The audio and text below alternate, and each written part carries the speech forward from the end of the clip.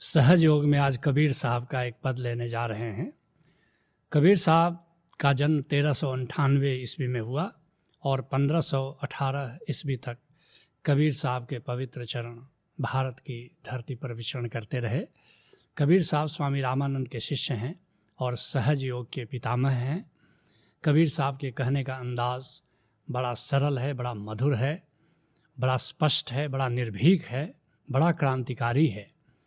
कहते हैं कबीर साहब, लागा मोरे बाण कठिन कर का। सौभाग्य की घड़ी है, गुरु के प्रेम का बाण किसी शिष्य को लग जाए, इससे सौभाग्य की घड़ी और नहीं हो सकती। लागा मोरे बाण कठिन कर का, ये बाण बड़ा कठोर है, ये बाण बड़ा ही कठिन है, लेकिन यह बाण अगर लग जाए, यह प्रेम का बाण किसी के हृदय में धंस जाए तो समझो कि उसका कल्याण हो गया। जिसके लिए मलुक दास कहते हैं, गुरु जी अहेरी मैं हिरनी। गुरु मेरा शिकारी है और मैं हिरनी हूँ, और गुरु मारे प्रेम का बाण, और गुरु प्रेम का बाण चला रहा है मुझ पर, और जेही लागे सोई जान आई हो। यह सबको इसके मिठास का पता नहीं है, यह दर्द बड़ा मीठा है और जिसको लगता है वही इसको जान पाता है।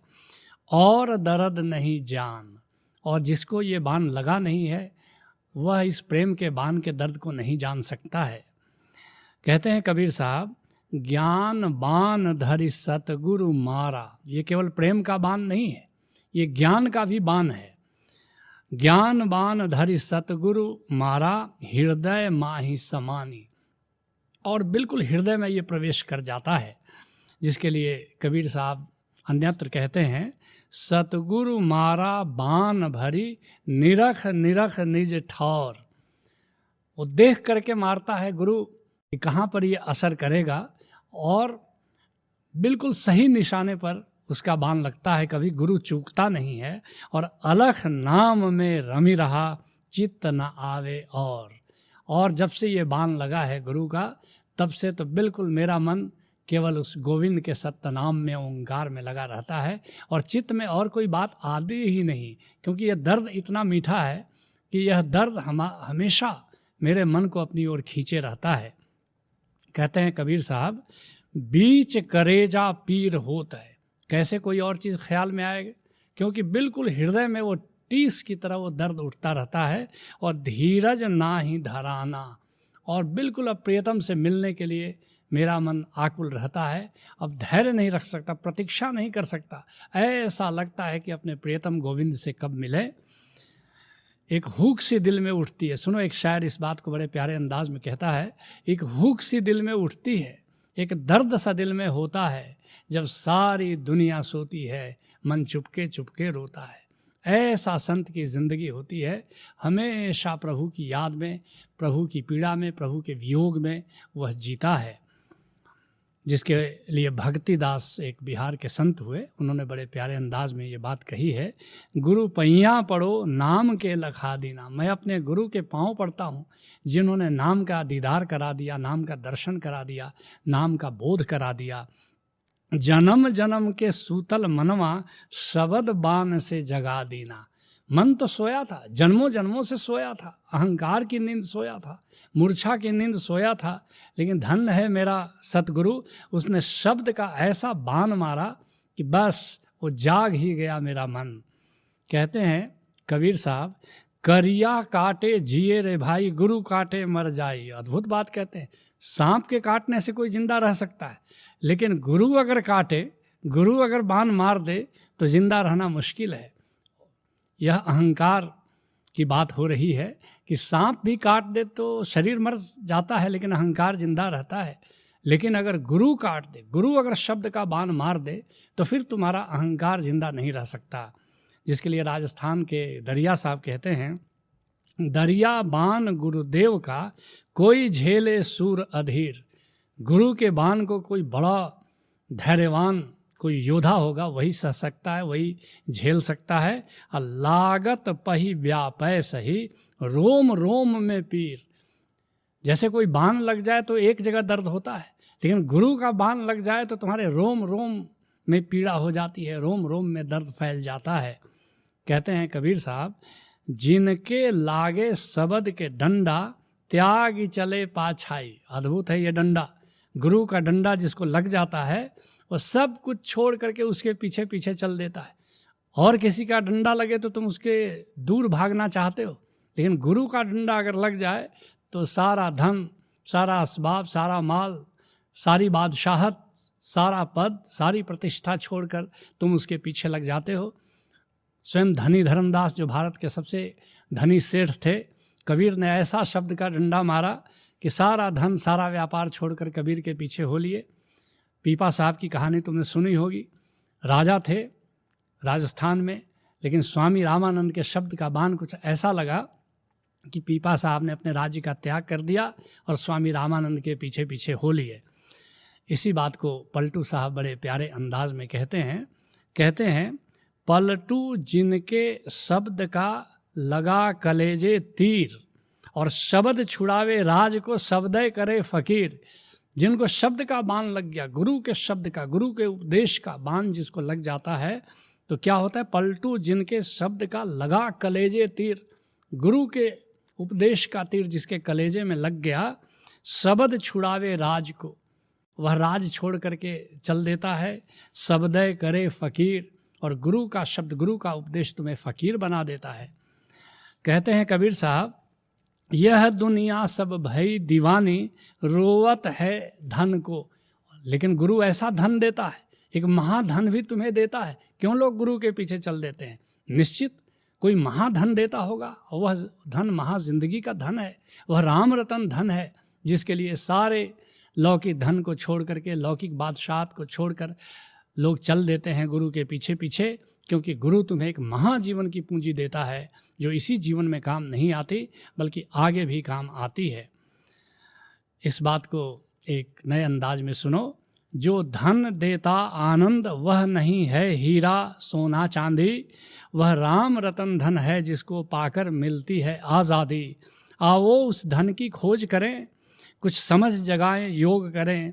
अथ प्रज्ञा शरणम गच्छामि, भज ओशो शरणम गच्छामि। ये बड़े सौभाग्य की बात है कि उस परम धन की खोज हम करें, उस परम ज्ञान की खोज करें, उस परम पद की खोज करें, उस परम बादशाहत की हम खोज करें। कहते हैं कबीर साहब, दौलत दुनिया छोड़ दिया है, भाग चले बन को।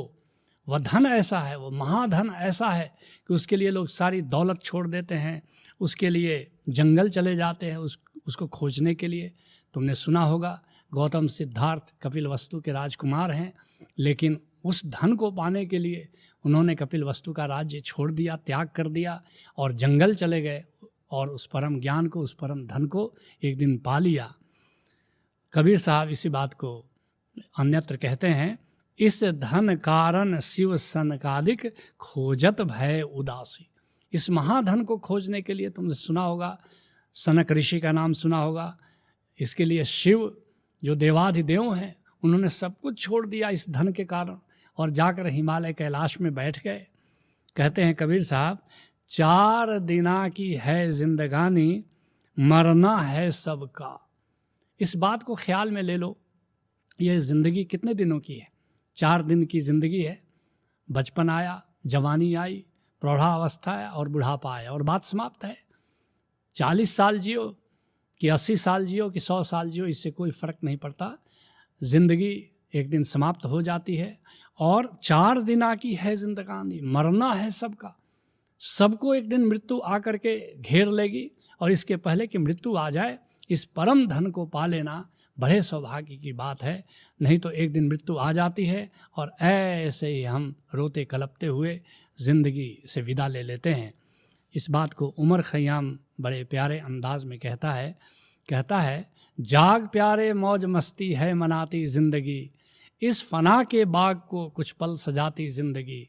मुक्त हो जा मृत्यु से तू राम रस का पान कर, क्या पता किस वक्त कब खो जाए प्यारी ज़िंदगी।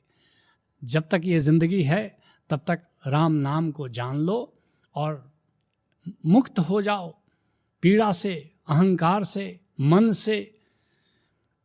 कहते हैं कबीर साहब, कहे कबीर सुनो भाई साधो, गाफिल है कब का। कहते हैं सुनो साधुओं, तुम कब से गाफिल हो रहे हो और सब कुछ करते हो, लेकिन जो परम धन पाना है उस परम धन के लिए कुछ भी नहीं करते हो। उस परम धन को जान लो, और उस परम धन को जानने के लिए क्या करना होगा? उस परम धन को जानने के लिए किसी गुरु से नाता जोड़ना होगा, और गुरु से उस गोविंद के रहस्य को प्राप्त करना होगा। तो गुरु के प्रेम में पड़ना होगा, गुरु की प्रीत में पड़ना होगा, और गुरु के प्रेम के बाण को अपने हृदय पर धारण करना होगा। उस टीस को, उस दर्द को झेलना होगा, जिस दर्द को झेल करके तुम महा आनंद को पा लेते हो। जिसके लिए राजस्थान के दरिया साहब कहते हैं, दरिया सांचा सूरमा सह शब्द की चोट। कौन सच्चा सूरमा है? जो गुरु के शब्दों की चोट सहता है। गुरु कुम्हार, कहते हैं कबीर साहब इस बात को, गुरु कुम्हार शिष्य कुंभ है, लखी लखी काढ़े खोट, भीतर देत सहार है और बाहर बाहर चोट। गुरु तुम्हें वो भीतर से सहारा देता है और बाहर से चोट देता है, और गुरु के शब्दों की चोट को जो सह लेता है वही इस परम आनंद को जान पाता है, वही इस परम धन को पा लेता है। इसलिए दरिया साहब कह रहे हैं कि दरिया सांचा सूरमा सह शब्द की चोट, लागत ही भाजे भरम निकस जाए सब खोट। जैसे ही गुरु के शब्दों का बाण तुम्हें लगता है, तुम्हारे सारे भ्रम विदा हो जाते हैं और सारा खोट विदा हो जाता है, सारा विकार विदा हो जाता है, सारा द्वैत विदा हो जाता है, सारा अहंकार विदा हो जाता है। तुम भी अगर चाहते हो कि तुम्हारा अहंकार विदा हो जाए, तुम्हारा विकार विदा हो जाए, तुम्हारा दुख विदा हो जाए, तो किसी गुरु से नाता जोड़ो, उसके उपदेश के बाण से अपने हृदय को पिरो लो, और तब भीतर एक ऐसे महा आनंद का झरना फूट पड़ता है जिससे तुम्हारी जिंदगी धन्य हो जाती है। यही सहज योग है। हरि ओम तत्सत।